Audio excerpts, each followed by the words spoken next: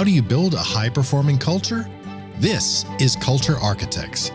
Candid conversations with extraordinary leaders sharing their biggest successes, failures, and lessons learned on their culture journeys.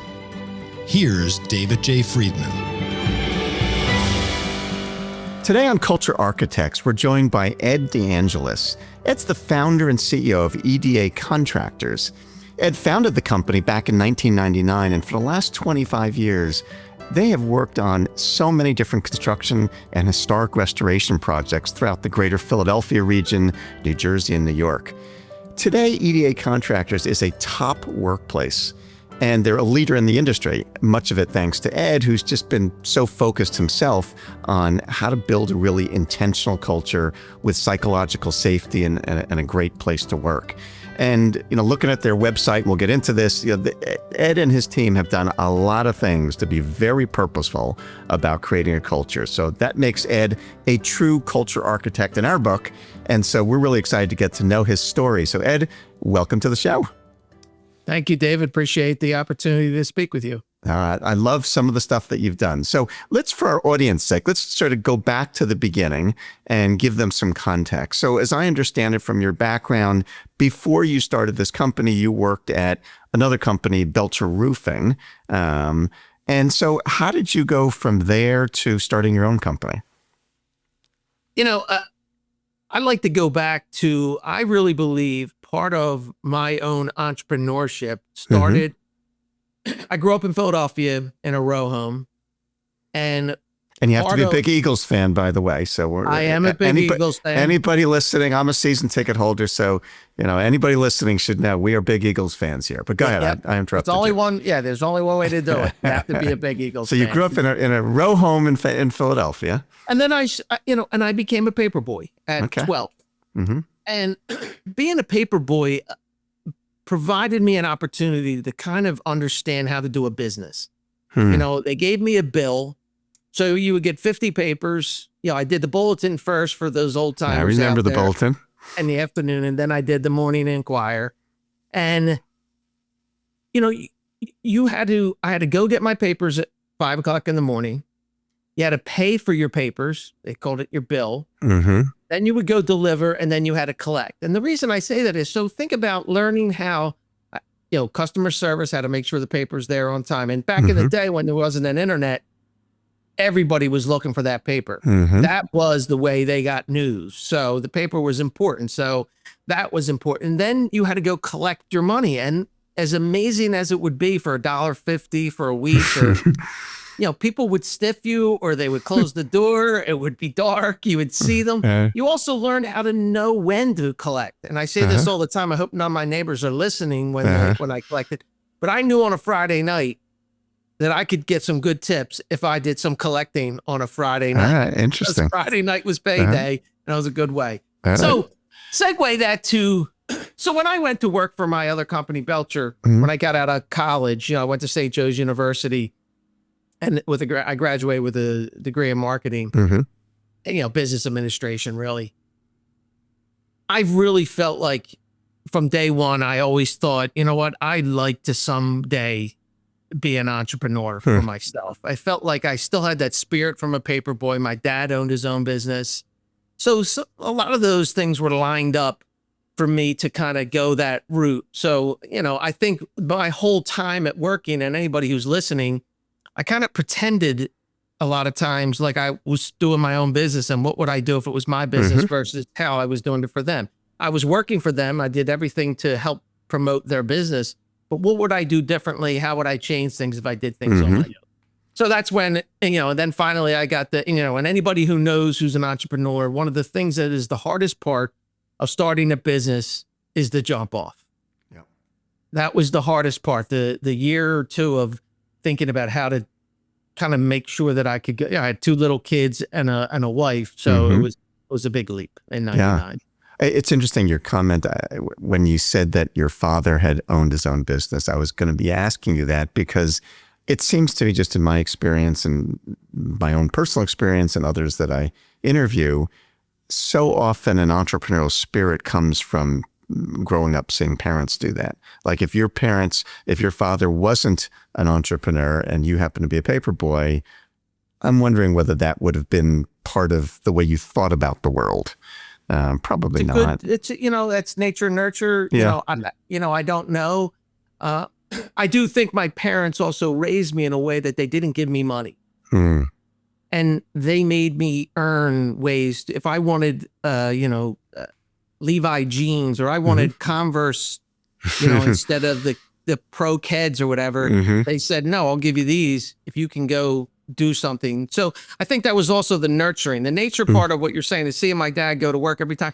But was different. The only thing I will say is my father, and we'll get to this as it relates to culture. He was a young man and had me when he was 18, and my mother too. He wasn't home as much because he was trying to make ends meet. So there was probably something in there too that I appreciated it, but at the same time, I was like, I might want to do that differently when I eventually go into my own. But that's a good, you recognize a lot of people I meet, their parents are the same way. The father or mother owned their own business, and it kind of got in your head and you said, that's what I want to be. So back 99, you start EDA, and, clearly you have been really, really focused on culture, which is, why we're talking. Where did that first come up? Like especially in a construction company, that's more unusual than in other companies. Not always, but I would say that's less common. So somewhere early in your career, you had this moment of realization that culture is important. Where'd that come from? David, I can't sit here and tell you in 99 that was in my head. When you start a business, you're in survival mode. So I wanted to make sure. So culture wasn't even really a thought. I was a good person, I thought. I wanted to treat people fairly. But to be honest, I was just trying to survive. So from 99 to probably 2009, I would say I was more like, people said 5 years is when you know if you make it. I made it 10. So then at 10 years, I said, you know what? Is this all it's going to be? I'm going to get bigger, but there's nothing else to this business, other than try to make more money. It felt like a short game for me. And the transition to culture for me was my first book that I read. And I have to tell you, I was not a big reader, even in college, was Good to Great. That allowed me to get confidence that I could run a good business that made money and profitability while trying to build a culture with it. And that just opened up the whole world for me. I could not stop reading and getting to know what is a culture. How do you do it? What do you do? How do you make it feel?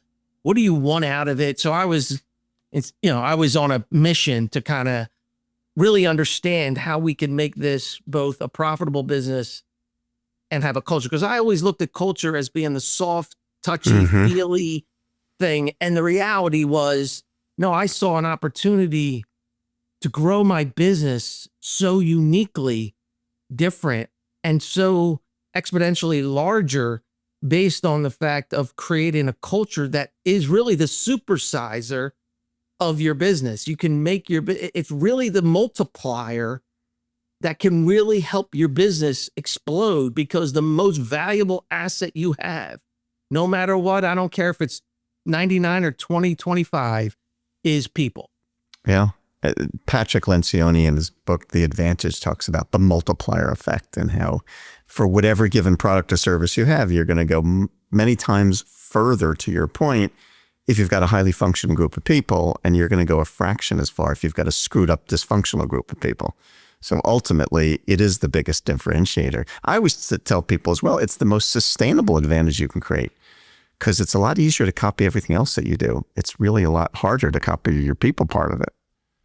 David, you're 100% right. All right, for any entrepreneur out there, the biggest pitch you can have is your people. Yeah. Your products get replicated. I'm in construction. They're fairly commodity driven. We have specialties and we do things that are special, and that makes us a little bit unique. But when we really boil it down, people and how you create an energy and a value to them is is so much better. And to be honest, it's also better for me. Yeah. I'm way healthier as an individual working in this culture than I was from 99 to 2009. My stress level is different. My enjoyment level is, I have no interest of selling my business in any way, shape, or form, because I get everything out of my business for my life too. I mean, I become whole by having a good culture here because it feels good. It's as simple as that. It feels right. Interesting. So let's go back to those, if you can remember. So you read Good to Great, and that sort of was the light bulb moment for you. And now you're starting to read other things and realizing, wow, this culture thing, I could really build something here that's not just about money, though, as you point out, and we all recognize, you actually make more money when you have a better culture. But it sounds like it opened up a new way of thinking about the business to you. When you did, if you can remember, so you must have started to introduce these thoughts to some of your leadership team and your company. Were they skeptical, being construction people at first, or did they buy in right away, or what was that like? Skeptical would be a kind word. Okay. They thought I was insane. All right. I brought my senior leadership in, created a long-term, growth improvement team. And I'd say, okay, we get in the room, and I would do it after work and say, we're going to talk about culture. And they were like, okay. And then we would get into projects and I'd have to say, stop. We're not allowed to talk about anything that is going on right now. I don't care if there's a fire. You got to deal with that later. So it was difficult. It was a pull. But now, to be fair to them, I'm in research mode for 6 months of just diving in and learning it and understanding it and feeling it in my core that this is important. So I'm introducing this foreign thing, and they're just not really ready for it. Yeah. It took some time to get them moving, because the first thing for us, David, which was the easiest, was putting together our core values, because it allowed us to speak in language that had nothing to do with the work. It had everything to do with what type of people do we want to be? What do we want to be known for? What are our values? And that took us, probably 8 months of just talking about values, because it was such a battle back and forth just to kind of get your brain, when you're coming from a transactional thought into a culture world where there's no real 1 + 1 = 2, you kind of have to build it yourself. Yeah. It's interesting, your comment about, I think it's astute to recognize that you had been thinking about this stuff and in researching and diving into it for, as you said, 6 months, and yet it was new to them. And I find that one of the experiences that most of us have, even in our personal lives, I think about things where maybe I've been thinking about an idea for a while, and when I spring on my wife, she's, what do we need to do that for? And it's frustrating to me because it feels like she's not being supportive, but it's really just, I've had this idea cooked in my brain for a while, and it's the first time she's ever heard it. And I think the same thing happens in our companies, which is an interesting dilemma, because you don't want to reveal to your company every time you have a thought about anything. It'll drive them nuts because maybe we're not going to go there. And so you don't want to too early throw every thought that ever enters your brain onto your team. And yet at the same time, if you've been thinking about it for a while and you introduce it to them, it does take time for them to wear that a little bit, to get used to the idea, to try that on a little bit and get comfortable with those ideas. And I think we often find that experience. That's a good thing for us to speak about, for anyone who wants to even start a culture and kind of create a culture, is patience is a difficult thing, because you are dealing with a group that is not as versed in what you're speaking geometry and they're speaking addition. Yeah. So, and it's not because they're dumb. It's not because they don't want it. It's not because they don't love what you're saying. It's just they don't understand it yet. Yeah. And it did take me a little while, even for myself, to convince. I always speak 2 things, David, for me: head, heart. So I needed to get it in my head that it made sense. And then I had to understand in my heart that if I believed in it. So then when I went to speak with them, even though they were frustrated, I could be resilient enough to be able to stay with it. Yeah. I think it's an important part of any leader trying to build a culture, anyone who wants to do it, and you can do it at any point. That's the other point about culture is, I don't care if your business is 100 years old, 200 years old, 5 years old, whatever you feel like you're ready for, just be ready to be resilient, because there's going to be a lot of pushback, a lot of, odd faces where they're like, what are you doing here? Well, it's interesting. And I wonder if you see this. So 2 comments. One is, when you talk about building a culture, it's my experience, and the way that I talk about this often is, we all have a culture. Whether it's what we want it to be or not, it's a different question, but it's not like there wasn't a culture and then you created it. There was a culture already. This is just a question about raising the level of intentionality about creating the culture that you want. So it's not culture, it's culture that's happened by accident, or it's the culture that I'm trying to design. But as you think about then really starting to design that and say, I'm going to do this in a purposeful way, I think it does require some degree of patience. And at the end of the day, though, it comes down to the leader, in your case, you, and your level of commitment and passion. You use the language, you're getting it in your head and your heart, so that you really are convicted about, this is really what we're trying to build. This is going to be really purposeful. So as you started to do that and get your team on board, you said that your starting point was to try to define the values that are important to you. How did you go about doing that? You said it took 8 months, but how did you do it? Yeah, it's funny. We got in a room and we just started talking about just words. Mm-hmm.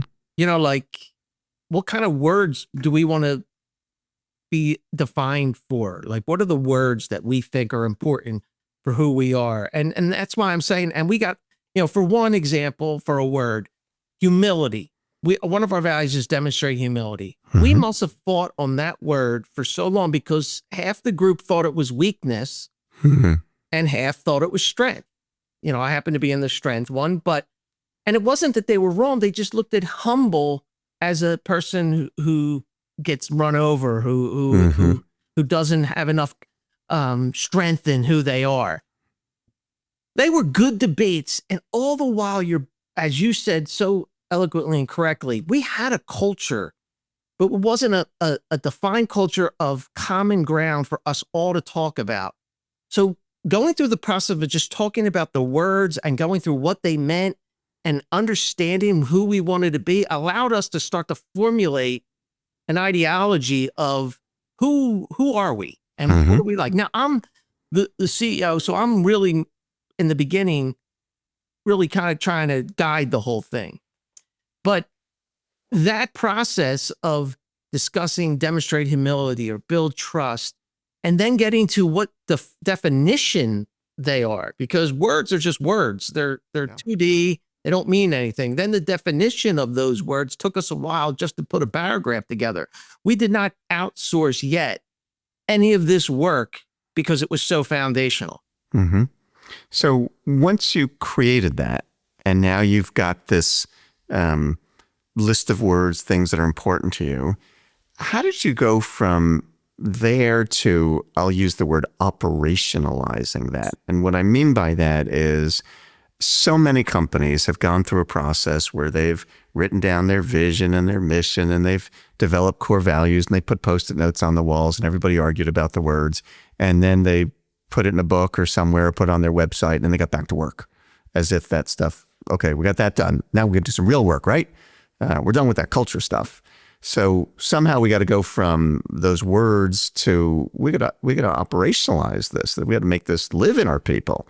That and I'm going to come back to that question. I was reading a book recently, and I love the title of this book.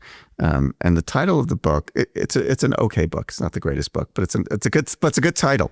And the title is maybe you've read it. It's called, I'm gonna get this right. It's called What You Do Is Who You Are. And I just love that title, because that's really the essence of it. That, we could put up all these words and say all that, but what you do, the behaviors that actually show up in real life, that's who you are. The rest of it's just a bunch of marketing shtick.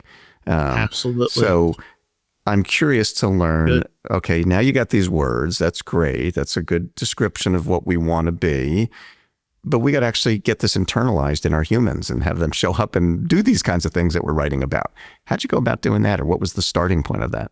The starting point of that's a great question, because it's one that it was very important to myself and the team that this was not a marketing tool, that this was not something, we never advertised any of this stuff, just so you know. Mm-hmm.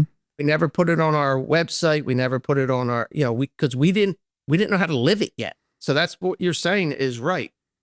We created a culture team that invited more members to introduce them from different parts of the business to this foreign ideology. And that took a while just to get those types of people into the group.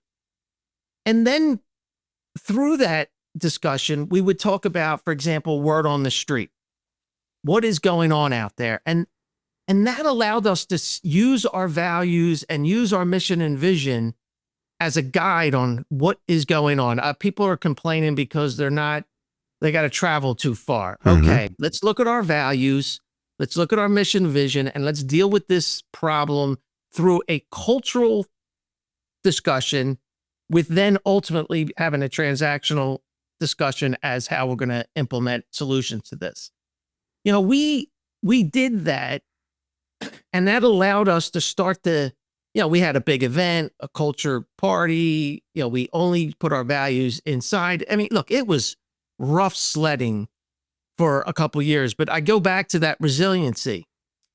But the people, especially myself, we spoke the language. And one of the things you can do is you start to create opportunities to discuss who you are and use those words of demonstrate humility, use it as a way to say, look, we got to be humble here.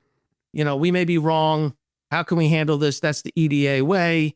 Let's use demonstrate humility and try to find those ways to use dialogue to introduce the words to your group.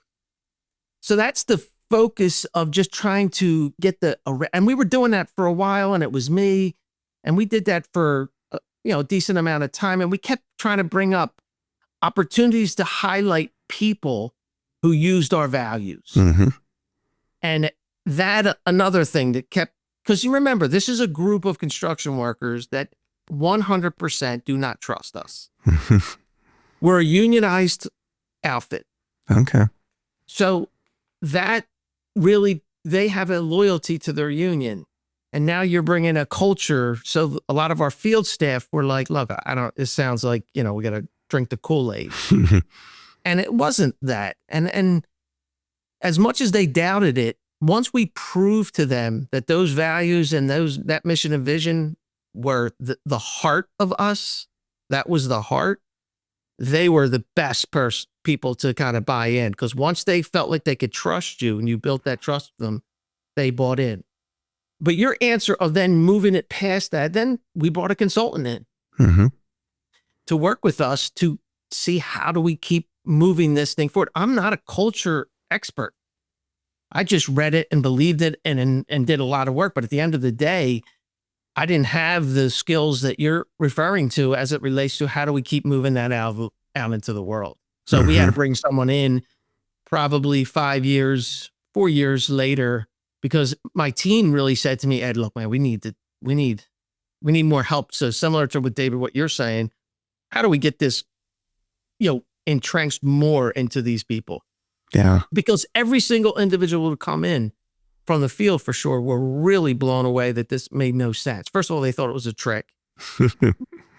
Even the office people, for the most part, but the office people, you were able to convince a little quicker. But in the field, because remember, they're going out into a construction site, a large construction site, and there's 30 other companies on there. And we're saying things that make no sense. So 29 other companies saying that's a bunch of malarkey. I don't believe any of that. They're just trying to do something. And I'm not saying that people were saying that, but you know how it is when you have that. Sure. People who aren't in the same world trying to learn something different. So it was difficult. And it's a great question. It's one that I tell entrepreneurs all the time, that the thing that I always say is be patient, be consistent, be resilient, because it doesn't happen in a day. We've been on this journey for 15 years, and we're probably just getting the past 4 or 5 years of when we really have been getting our momentum. Yeah. Yeah. There's a couple of things that you touched on there that I think are really important for our audience. And they relate to your comments about getting the language, the phraseology of, in your case, your core values into the day-to-day interactions with people. There's a framework that a lot of our audience's members know about that I've written about in my books called the 8-step framework for how you do this. And the 6th of those 8 steps I call coaching. When we talk about coaching, what we're referring to specifically is, and it's exactly what you described, is using the language of your culture in the day-to-day coaching and interactions and feedback. And so just like your example of, okay, we got to be humble right now. What does that mean? Or highlighting in the coaching you're giving somebody about how to handle a situation today, if you use the vocabulary of that culture in that coaching, this stuff starts to be real stuff instead of a sign on the wall or on the website. No, this is like how we do things around our company. There's a thing that I say all the time about this, and that is that if we want to make this stuff real, that language is absolutely critical. And there's a survey I did a number of years back of all of the clients that we've worked with and their CEOs. And I asked them about the impact of practicing the stuff that we teach, which is similar to what you've done. And one of the things that they said when I asked them about, so what's the biggest impact? It's a really interesting thing, and it will resonate with what you said, is what they will report is I call it the power of a common language. When we all have the same vocabulary and we know what we mean by, be trustworthy or be humble or whatever the various things are, that are the statements of our culture. When we all use that language, there's tremendous power to that people often don't recognize in advance. It's only in retrospect that they look back and say, wow, I can see the kind of impact that had. I didn't know that as I was creating it, but now in retrospect, it is a very powerful thing when we're all talking the same language. We know what we mean by those words. Words for the basic beginning, what you teach is exactly correct. And I can say it from a person who's built this culture, that was important. And one of the ways I did it, and some of the team is, I still do, I probably have written 10,000. I would literally write notes to people using the language, constantly complimenting them on behaviors that were consistent with the culture, not with the transaction, only with the behaviors that were consistent with culture. If they exceeded expectations or strove to improve, it was about your behavior that I was rewarding this comment. I wasn't given anything more than saying, I see you as the CEO. I'm the CEO and I see you. And that created so much help for me to go to what you're saying to, so they could hear the language being spoken and what they were praising me for. Because a lot of times my people would say to me, wait, so I got to write them a card or say thank you for coming to work?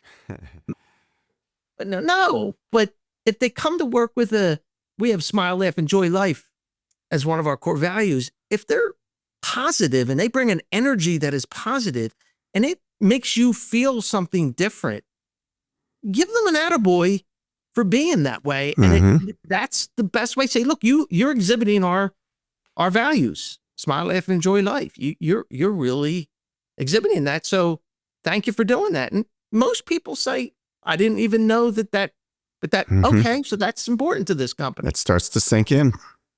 And it really does. I mean, and that is to me, if I was going through steps and you've done it with your 8 steps, that's the first step, is to start. And then you have to create opportunities for spaces for your team to feel like they could talk to each other, not always just in the transactional moment.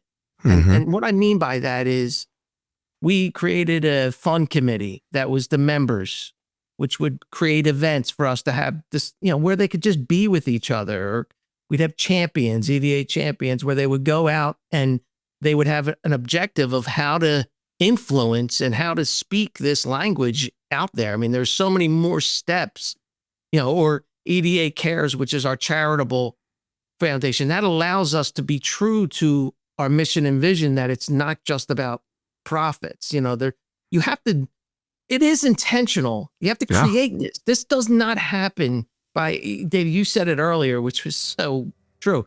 You put it on a piece of paper, it's just a piece of paper. Yeah. You got to bring it to life, and you have to be intentional about how are you going to do it to make it happen. Folks, that's the end of the first part of my conversation with Ed DeAngelis. Ed's the founder and CEO of EDA Contractors. When we resume on the next episode of Culture Architects, we're going to dive into how Ed uses humanity as a strategy when it comes to working on the culture at EDA. We're also going to talk about what it means to build a 24-hour culture. Make sure you stay tuned so you don't miss that episode. This has been Culture Architects with David J. Friedman. Join us next time for more insights and wisdom from great leaders in all walks of life. To book David for your next event or to learn more about his writing, speaking, or consulting, go to davidjfriedman.com. Culture Architects with David J. Friedman is a production of CultureWise.